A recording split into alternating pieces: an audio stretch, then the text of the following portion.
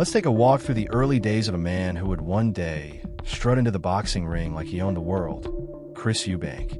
But before the spotlight, before the suits, before the swagger, came a childhood most would have crumbled under.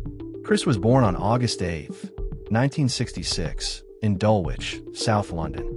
His mother, Rachel Scollins, held him in her arms as the world outside carried on, unaware that this baby boy would one day leave his mark. But his story didn't start in the ring. It began in Jamaica, where he was sent as a baby just 2 months old. That's where he spent the first 6 years of his life, soaking in the culture, the rhythms, the sunshine, and perhaps even some early lessons in survival. Life there wasn't glamorous. It was real, honest, tough. When he returned to England, reality hit harder than any punch. He moved through the streets of Stoke Newington, Dalston, Hackney, and eventually Peckham, places known more for hardship than hope. Money was tight, trouble was easy to find, and Chris, he found himself standing in the middle of it all, a kid trying to figure out who he was supposed to be. School wasn't his escape. It was another kind of battleground. Northwold Primary, Bellenden Jr., then Thomas Carlton Secondary. Each step brought more resistance. At Thomas Carlton, he got suspended not once or twice, but 18 times in just 1 year. Eventually, they kicked him out. Chris always said he wasn't causing trouble for the sake of it. He believed he was standing up for kids who couldn't stand up for themselves. That was his fight back then. Not with gloves, but with principle. Whether people believed him or not, he knew what was in his heart. By the time he was 15, life looked like it might swallow him whole. And that's when his father made a bold move. Chris was shipped off to New York City to live with his mother in the rough and unforgiving South Bronx. It wasn't a rescue, it was a test. The Bronx in the early 80s was no playground. It was tough, loud, and raw. But Chris didn't run from it. He walked right into the storm. This was the place where he would begin to change, where he'd learn discipline, structure, and what it meant to fight for real. Not just in schoolyards, but in the ring. But before all that, he had to find himself. The boy who once bounced around London's hardest streets, who spent time in special care homes, and who never quite fit in, was about to discover something that would finally make sense: boxing. And from that moment on, everything changed. Chris wasn't like the other kids in the Bronx. He wasn't trying to blend in. He was trying to become. He'd had enough of being pushed around, of feeling like an outsider. So when he found the Jerome Boxing Club on Westchester Avenue, it wasn't just a gym. It was a second home. His sanctuary. The smell of sweat, leather, and iron. That was peace to him. Every day, he showed up, rain or shine, gloves in hand, mind locked in. He cleaned floors and scrubbed toilets, just so he could stick around, just so he could train. He wasn't chasing fame yet. He was chasing belonging. He had 2 older brothers back in England, twins, Peter and Simon, who boxed too. But Chris always felt like the odd one out. They were the tough guys. He was the quiet one, the misfit. They teased him, and it stuck. That feeling, that burning need to prove something, drove him harder than any coach could. In 1984, all that grinding finally started to pay off. Chris stepped into the Spanish Golden Gloves and won the whole thing. He was just getting warmed up. Not long after, he marched in the main Golden Gloves tournament at Madison Square Garden, and made it all the way to the semifinals. He was only 18. 1 year later, not long after turning 19, he finally went pro. No fanfare, no bright lights. Just a fight in the basement of the Atlantis Hotel and Casino in front of a small crowd. His opponent was Tim Brown. Chris didn't care about the size of the stage. He only saw one thing: a chance. And he made it count. The next 10 fights? Quiet. He won, but nobody noticed. Until February 1989. That's when everything started to change. Eubank stepped into the ring with Anthony Logan, a rugged Jamaican who had nearly toppled the blazing star of the moment, Nigel Benn. Logan was dangerous. Eubank, he was calm, focused, and when the bell rang, he made sure everyone watching remembered his name. He beat Logan convincingly, and suddenly the boxing world started paying attention. Back in England, Eubank planted his flag in Brighton. He wasn't just coming home, he was coming for Benn, the man who everyone thought was unstoppable. Eubank believed, without a shred of doubt, that he could take him down. But before that showdown could happen, he went on a tear. He beat a string of tough opponents, including a dominant performance against Randy Smith, a battle-hardened American with years in the game. Then came the big one, the WBC International title. He grabbed in 1990 by beating Argentina's Hugo Corti. But Eubank didn't just stop there. Later that year, he iced Ronaldo dos Santos in just 20 seconds. That's not a typo. 20 seconds, including the referee's count. He didn't just win fights. He made statements without saying a word. Flashy outside the ring, deadly serious inside it. Chris Eubank was no longer the boy from Peckham or the outcast in the Bronx. He was becoming something more, something unforgettable. It was 1990, and Chris Eubank was no longer just a kid from South London who fought his way through the Bronx gyms. He had become something else entirely. He was now on a collision course with Nigel Benn, the Dark Destroyer, a man known for punching holes through walls and opponents alike. Ben wasn't just popular, he was feared. People didn't just expect him to win, they expected him to destroy. And Chris, he didn't care. This wasn't just a fight, it was war. They met under the hot lights with the WBO middleweight title on the line. The tension could have lit up the whole arena. And once that bell rang, the place exploded. From the first second, it was chaos. Punches thrown with bad intentions. Both men refusing to back down. Ben landed bombs, and Eubank fired back with that cold, calculating style of his. It was brutal, unrelenting. Every round was a coin toss.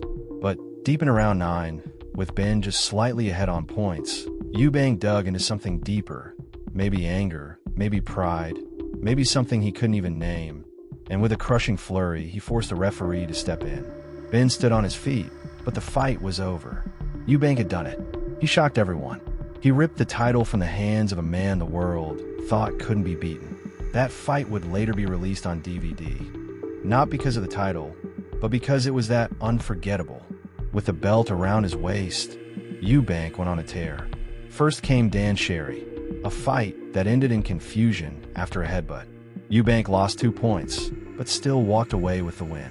Then came fellow Brit Gary Stretch, then Michael Watson, a chess match of a fight that won the full 12 rounds. Eubank just edged it, and that sealed his middleweight chapter. But then came the rematch. September 1991, Chris Eubank versus Michael Watson 2. Only this time, it was for the WBO super middleweight title. The crowd didn't know it, but they were about to witness one of the most intense and heartbreaking nights in boxing history.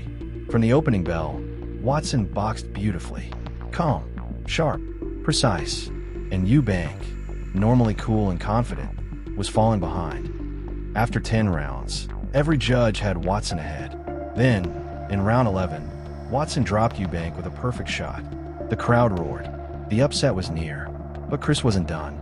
He dragged himself off the canvas. No full 8 count, just a quick 4. He stood, dazed, but something inside him screamed now or never. And with just seconds left in the round, he launched an uppercut, one of the hardest he ever threw. It cracked Watson on the chin and snapped his head into the ropes. The bell rang. The round was over, but everything had changed. Watson tried to recover, but he never really did. Eubank knew what he had to do.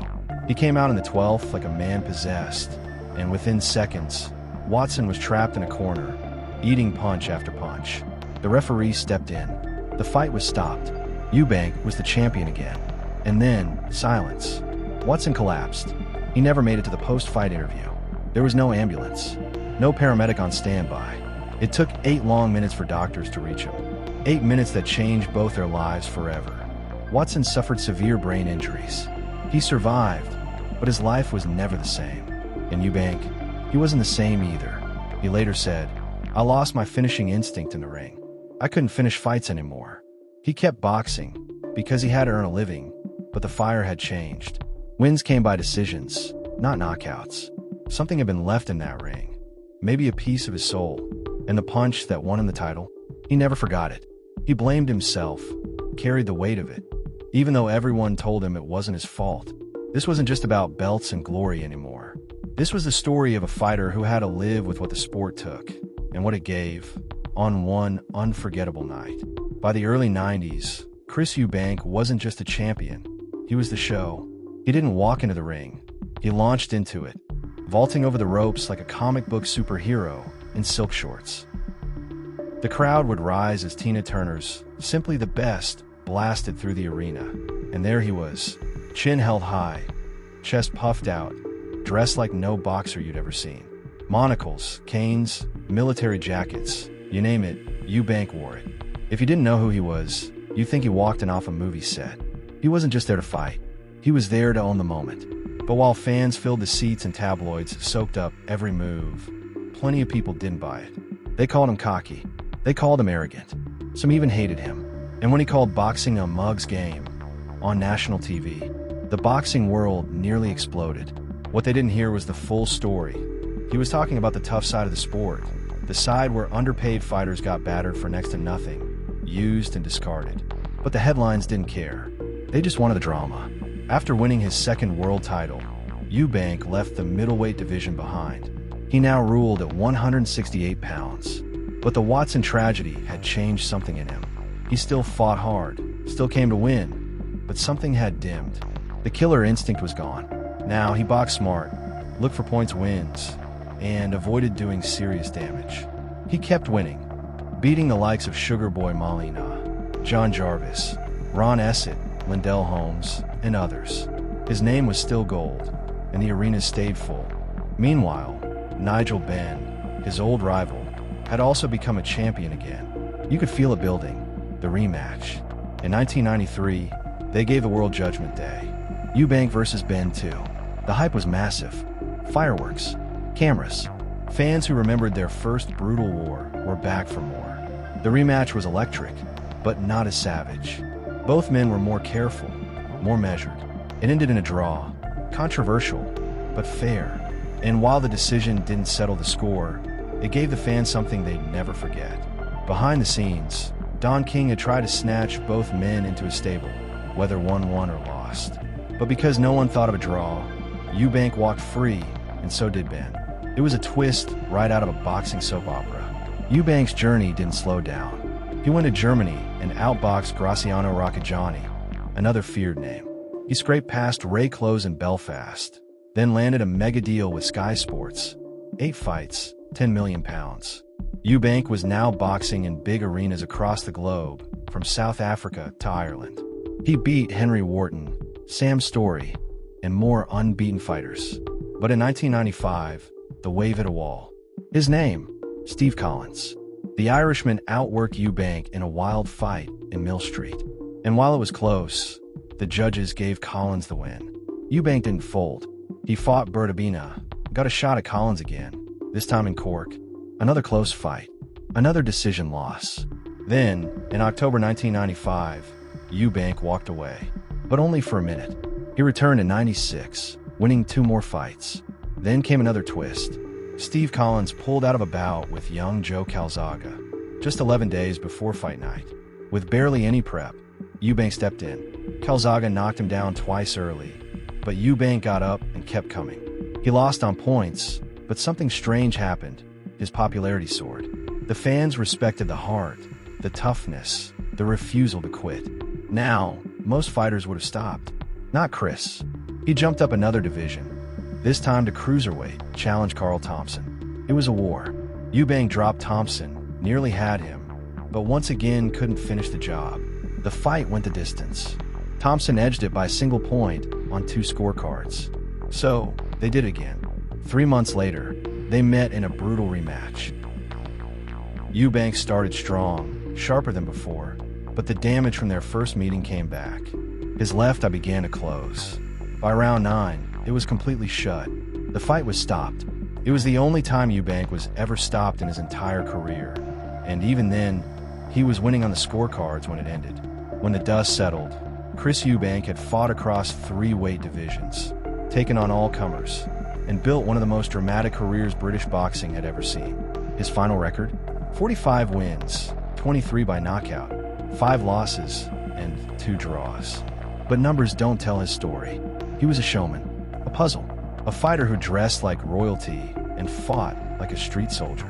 He made people cheer, boo, laugh, and cry. And whether you loved him or hated him, one thing was certain. You never forgot him. Even when he wasn't in the ring, Chris Eubank had the spotlight chasing him. The moment the gloves came off, he became something else entirely. Picture this: a man dressed in riding boots and jodhpurs, strutting down the high street with a monocle in one eye, a bowler hat on his head, and a silver-tipped cane swinging by his side. Not in a movie, not in a costume. This was real life. And the voice. A high-tone, deliberate accent with a lisp that made every word sound like it was being sculpted in midair. People stared. Cameras followed. The tabloids loved him. Or maybe they just couldn't look away. Eubank didn't care. He wasn't trying to fit in. He was trying to stand out. And it worked. In the early 90s, he won Britain's Best Dressed Man not once, but twice. And this wasn't because of designer suits or slick tuxedos. This was because he showed up looking like a Victorian landowner who accidentally walked onto a music video set. Speaking of videos, Eubank didn't just stick to boxing rings. He popped up everywhere. In ads for McDonald's, Nescafe, Jaffa Cakes, on Spitting Image as a puppet, on the cover of Esquire. He even had his own radio show, Eubank's People, where he interviewed everyone from Linford Christie to Lennox Lewis. And then there was the truck. Not just a truck, a monster. A Peterbilt 379 truck cab straight out of an American road movie. Bright and bold, this thing was the largest lorry in Europe. Eubank drove it through British streets like a king in a moving castle. He even owned the only Hummer in the UK at one point, because of course he did. But behind all the spectacle, there were moments that showed another side of him. In 1994, he bought a prime site in Brighton, called it Buckingham Place, and used over £1 million of his own money to build flats for the homeless. No flashy cameras, no grand speeches, just action. He even bought the ancient title Lord of the Manor in Brighton and used it to appoint an official town crier. The city had two, one from the council and one from Chris Eubank. He wasn't just eccentric, he was everywhere. He hosted Top of the Pops, helped launch the Dreamcast console, and appeared in a music video for Fats and Small, cruising through in his giant truck like some surreal fever dream. And then came reality TV. In 2001, he entered the celebrity Big Brother house and was the first to be voted out. But that didn't stop him. He came back again and again. On I'm a Celebrity, Get Me Out of Here. In 2015, on Celebrity Gogglebox with his son, Chris Eubank Jr., where their father-son banter became TV gold. He even popped up in Scared of the Dark in 2023, stepping into another bizarre adventure like only he could.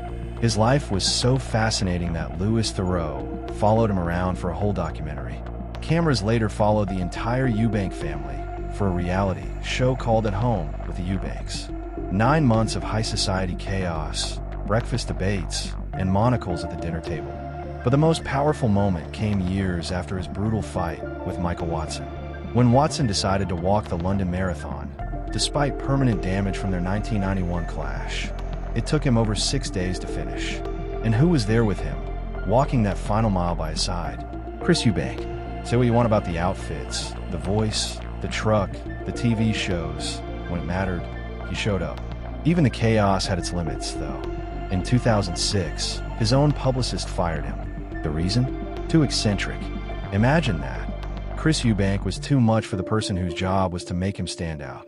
In 2009, the money ran out. Years of spending, taxes, and high-flying living caught up to him. He was declared bankrupt, owing £1.3 million. But even then, he didn't vanish. He kept showing up, on screens, at events, in interviews. Chris Eubank never did things quietly, not in the ring, and definitely not in the streets of London. On a cool October day in 2003, the former world champ rolled into Parliament Square, not in a limo, not in a sports car, but in a massive truck. But this wasn't just any truck. It was a moving billboard with a bold message plastered across it. Tony Blair, military occupation causes terrorism. He circled Parliament like a man on a mission, eyes locked forward, the streets watching in disbelief. It wasn't long before the police stepped in and brought the ride, and the rebellion, to a halt. But that was just round one. In February 2007, Eubank was back behind the wheel, this time near Horse Guards Parade in Whitehall. His truck again screamed defiance, this time with a chilling plea. Blair, don't send our young prince to your catastrophic illegal war. To make it look plausible, it was his message to save Prince Harry from being used as a symbol of war. Once again, police were called in. And once again, Eubank didn't back down. A few months later, in May 2007, he parked his towering truck right outside 10 Downing Street. Not for photos, not for show, but to make a stand. He was charged for an unlawful protest. Then, in November, when it was time to face the music in court, Eubank didn't turn up. A warrant was issued. A fine was slapped on him. But for Chris Eubank, it was never about avoiding trouble. It was about speaking his truth, no matter the cost. Even while raising his voice on the streets, Eubank was building another side of himself. In 2005, he became the first ever ambassador for GamCare, a charity dedicated to promoting safe gambling. He wanted to help others stay in control, something he always valued in and out of the ring. And of course, Eubank didn't fade in the background. You couldn't miss him. Dressed to kill, always sharp, always different. He earned Britain's Best Dressed Man multiple times. He didn't just wear clothes, he owned them.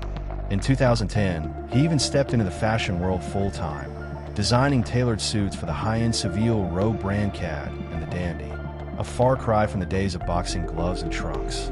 Then came a full-circle moment of humor. In 2015, the internet nearly broke when a spoof trailer dropped, Youth Hostiling with Chris Eubank. Yes, that bizarre idea, originally joked about on the comedy show I'm Alan Partridge, became a real thing. There was Eubank, traveling across Britain, meeting people, exploring hostels, turning parody into pure entertainment gold. He was never just a fighter. He was a protester, a fashion icon, a TV personality, a designer, and somehow, a walking paradox. Part gentleman, part rebel. Always Eubank. Chris Eubank's life outside the ring was just as wild, unpredictable, and full of emotion as his boxing career. Behind the suits, the cane, and the headlines was a man who lived loudly, with passion, heartbreak, and love that couldn't be hidden. It all began in Brighton, just before Christmas 1990. On December 23rd, Chris married Karen, a woman who stood by him through his rise and chaos.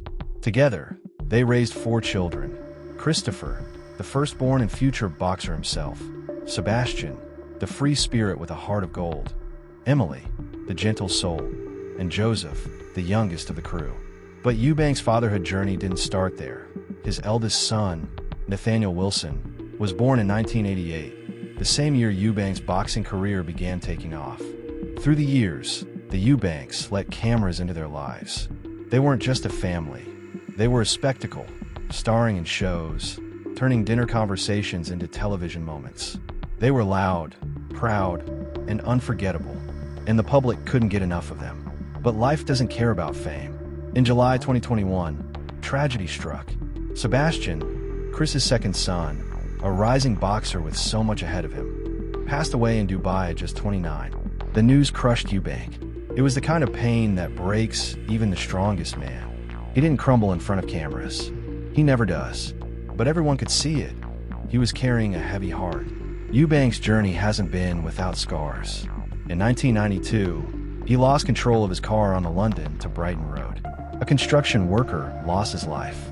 Chris was fined, but the memory haunted him far more than any courtroom punishment ever could. Then came 2005, a rough year by any measure. Karen filed for divorce. That same year, Chris was convicted for taking a vehicle without permission, a beer lorry, of all things. He'd moved it himself, thinking it was blocking traffic unfairly.